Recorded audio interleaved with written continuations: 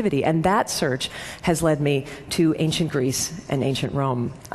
So stay with me, because it does circle around back. But ancient Greece and ancient Rome, people did not happen to believe that creativity came from human beings back then, okay? People believed that creativity was this divine attendant spirit that came to human beings from some distant and unknowable source for distant and unknowable reasons. The Greeks famously called these divine attendant spirits of creativity daemons. Socrates famously believed that he had a daemon who spoke wisdom to him from afar.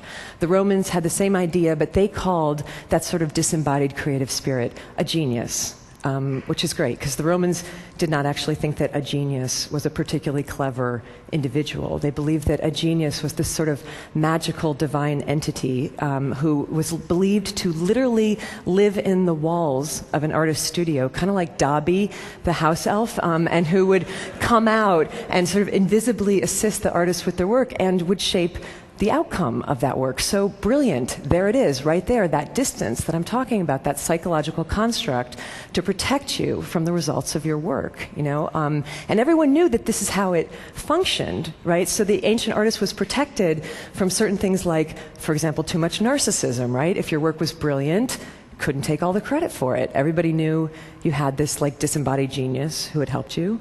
If your work bombed, not entirely your fault, you know? Everyone knew your genius was kind of lame. And this is how people thought about creativity in the West for a really long time. And then the Renaissance came and everything changed, and we had this big idea, and the big idea was, let's put the individual human being at the center of the universe, right? Above all gods and mysteries, and there's no more room for like mystical creatures who take dictation from the divine. And it's the beginning of rational humanism, and people started to believe that creativity came completely from the self of the individual. And for the first time in history, you start to hear people referring to this or that artist as being a genius rather than having a genius. And I got to tell you, I think that was a huge error.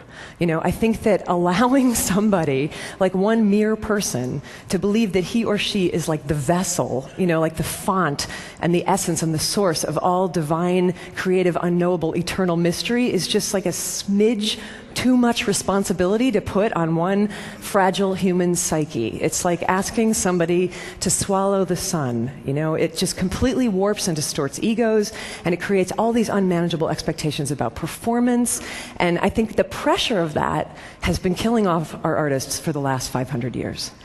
And if this is true, and I think it is true, the question becomes, you know, what now? You know, can we do this differently? Maybe go back to some more ancient understanding about the relationship between humans and the creative mystery.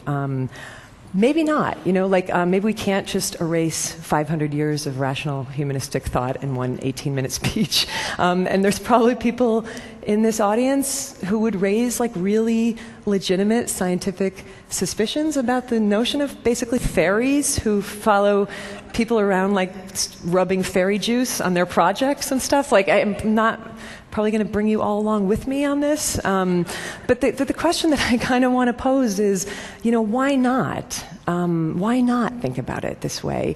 Because it makes as much sense as anything else I have ever heard in terms of explaining the utter maddening capriciousness of the creative process, a process which, as anybody who has ever tried to make something, which is to say, as basically everyone here knows, does not always behave rationally, and in fact can sometimes feel downright paranormal.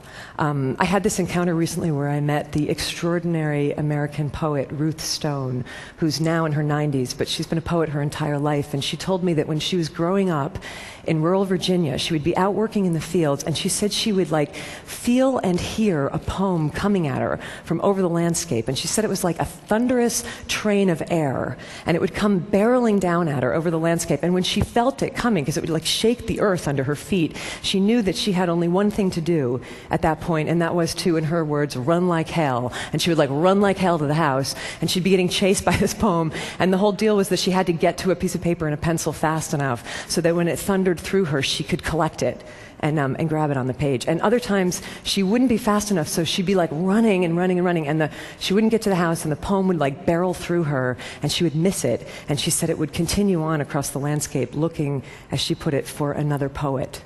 And then there were these times, this is the piece I never forgot. She said that there were moments when she would almost miss it, right? So she's like running into the house and she's looking for the paper and the poem passes through her and she grabs a pencil just as it's going through her. And then she said it was like she would reach out with her other hand and she would catch it.